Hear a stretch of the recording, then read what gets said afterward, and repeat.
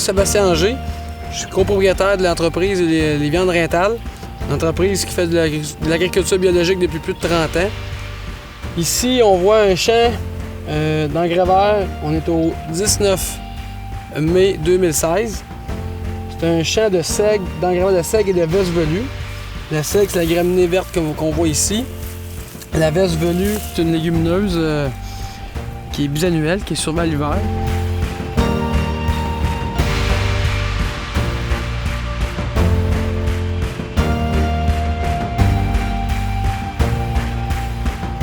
C'est un champ que j'ai semé à l'automne dernier, autour du 26 septembre 2015, où j'ai monté des billons, une butte de sol avec un sarcleur au mois de septembre.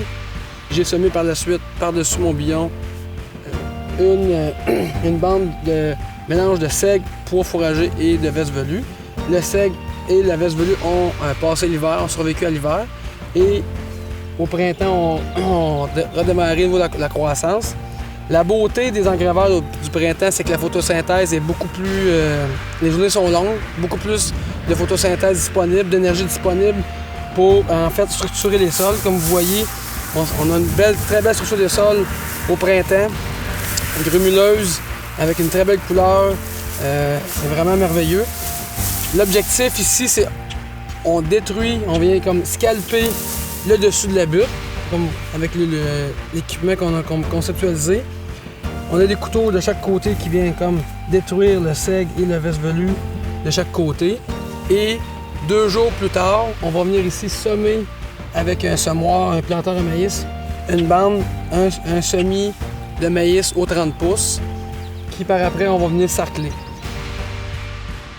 Puis la beauté, c'est que la veste velue aussi également, c'est une légumineuse qui va pomper, qui va faire, avec les rhizobiums, aller chercher l'azote de l'air pour la rendre disponible à la culture, dont le maïs. C'est une façon de fertiliser la culture de maïs dans le bio, d'aller chercher justement un apport d'azote supplémentaire, outre des fumiers ou autre apport d'azote.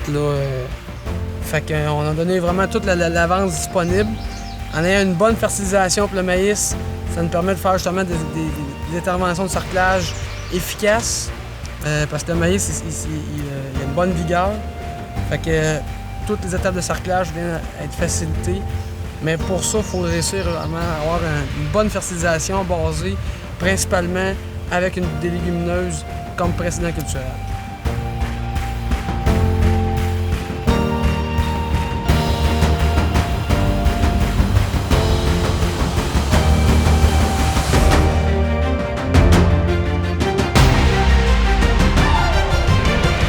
On est le 28 novembre 2016.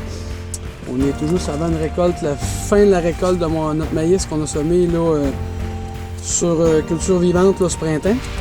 Regardez, on peut admirer le résultat. On est dans un rendement qui tourne autour de 9-10 tonnes hectares secs de maïs. Et je pense que les résultats sont vraiment intéressants. Vous regardez un peu, c'est un peu mauvaise herbe, mais relativement propre dans un contexte où il n'y a aucun herbicide, aucun d'appliqué. Uniquement du contrôle mécanique. Ici, on voit ici la forme du billon qu'on a fait là, au dernier sarclage au mois de juin. Fait que je suis vraiment satisfait des résultats. Maïs qui à peu près récolte à autour de 24 d'humidité à ce temps-ci. Il faut compter que c'est une unité thermique de 2650 et que c'était semé autour du 22 mai. Puis ici, on peut voir aussi un intercalaire. On a du trèfle UA, un peu de luzerne, un peu de seigle. Pour le trèfle, je pense que c'est une belle plante là, à mettre en intercalaire dans le maïs. Mais il faut la jumeler avec une graminée qui, je pense, qui va être complémentaire au niveau des bénéfices que les plantes peuvent apporter au niveau du sol. Hein? Vous voyez, malgré tout, c'est très très beau. On voit les agrégats. Ça sent extrêmement bon. On s'assure justement d'avoir vraiment là, un sol qui est en santé, qui va donner tous les substrats essentiels à la bonne croissance des plantes. Fait que je pense là, plus qu'on met des actions pour préserver et améliorer nos structures de sol, en principe, plus la rentabilité nette d'une entreprise en grande culture va être élevé.